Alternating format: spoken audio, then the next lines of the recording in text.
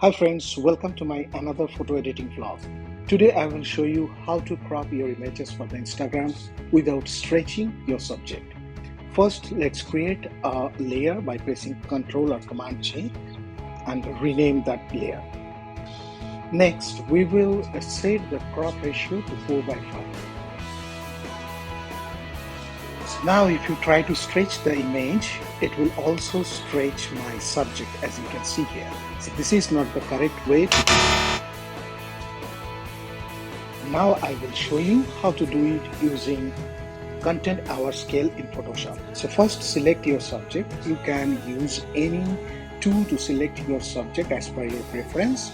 When the selection is done, just right click on it and save that selection and name it.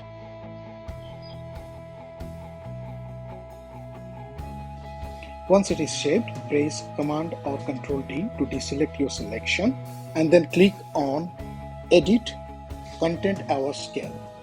From the drop down, choose the saved selection and then stretch your image. That's it. Thank you for watching.